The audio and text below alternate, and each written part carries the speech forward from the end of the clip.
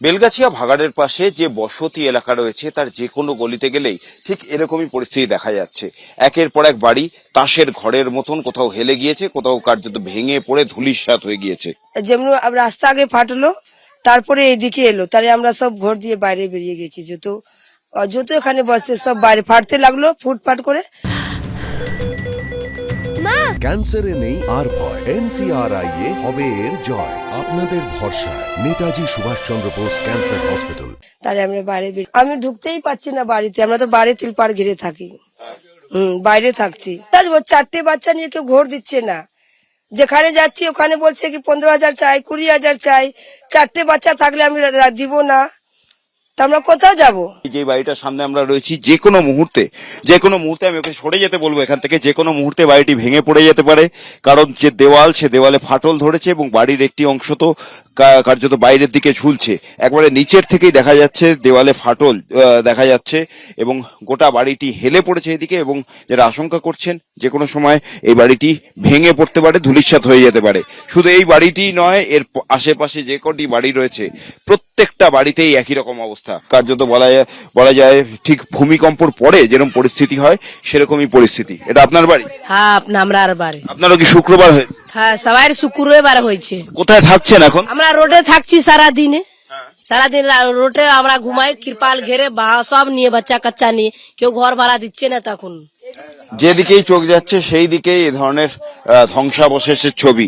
একের পর এক বাড়ি কোথাও হেলে গিয়েছে, কোথাও ভেঙে পড়ে গিয়েছে, এবং এই সমস্ত বাড়ির যারা বাসিন্দা তাদের ঠাঁই হয়েছে রাস্তার উপর খোলা আকাশের নিচে। কেউ ত্রিপল টাঙিয়ে তাদের সন্তান পরিবার নিয়ে রাত কাটাচ্ছেন, তো কেউ অন্য কারোর বাড়িতে আশ্রয় নিতে যাচ্ছেন। ভাড়া পাওয়া যাচ্ছে না। যে সমস্ত বাড়িতে ভাড়া দেওয়া হতো তারা এখন দাম 2 গুণ 3 গুণ বাড়ি দিয়েছে, এমনটাই অভিযোগ করছেন এই এলাকার মানুষ। এখন তারা কোথায় যাবেন, কিভাবে ভবিষ্যৎ কাটাবেন, সেসব প্রশ্নের উত্তর খুঁজে চলেছেন তারা। হাওড়ার বেলগাছিয়ায় ধস যে কি মারাত্মক হারে হয়েছে সেটা ঠিক এই জায়গা দেখলেই বোঝা যাবে। আমি যেখানে দাঁড়িয়ে আছি এটা কিন্তু রাস্তা ছিল, সিমেন্টের রাস্তা। ঠিক যেমন আমার উল্টো দিকে যে গলিটা রয়েছে ঠিক সেরকমই। কিন্তু বুধবার রাতের থেকে যে ধস শুরু হয়েছে, সেই ধসের জেরে একদিক যেমন ভেঙে গিয়েছে রাস্তার, এবং রাস্তার অন্য দিক বেশ কয়েক ফুট উঁচুতে উঠে গিয়েছে।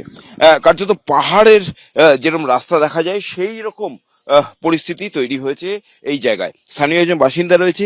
এই এতটা উঁচু কি ধস নেমে হলো? হ্যাঁ, ধস নেমেই হলো। এটা কিরকম ছিল এটা আগে? এটা একদম যেখানে আমরা দাঁড়িয়েছিলাম ওরকমই প্লেন রাস্তা ছিল। এটা এতটাই 20 ফুট 25 ফুট উপর তুলে দিয়েছে। এই জায়গায় কোন ঘর ভেঙে গেছে। এই বাড়ির সামনে দিয়ে রাস্তা ছিল, বাড়িটা ভেঙে গেছে। মানে পুরো বাড়ির ক্ষতি হয়েছে। আমি একটু অভিজিৎকে দেখাতে বলবো যে জায়গায় আমি দাঁড়িয়ে রয়েছি এই মুহূর্তে। এই রাস্তা আদতে আমার বাঁ হাতে যে ধ্বংসাবশেষ রয়েছে বাড়ির, সেই বাড়ির সামনে দিয়েছিল, অর্থাৎ অনেকটাই নিচে।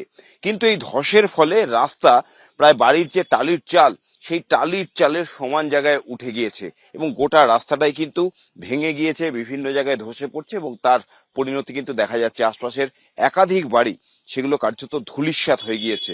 এখন এই মানুষগুলি কোথায় যাবেন, কবে এই পরিস্থিতি ঠিক হবে, কোথায় থাকবেন তারা, বাড়ি কি আবার পুরনো জায়গায় ফিরে পাবেন, এসব প্রশ্নেই এখন রাতের ঘুম উড়েছে তাদের। ক্যামেরায় অভিজিৎ দত্তের সঙ্গে ব্রতদীপ ভট্টাচার্য, ABP আনন্দ, হাওড়া।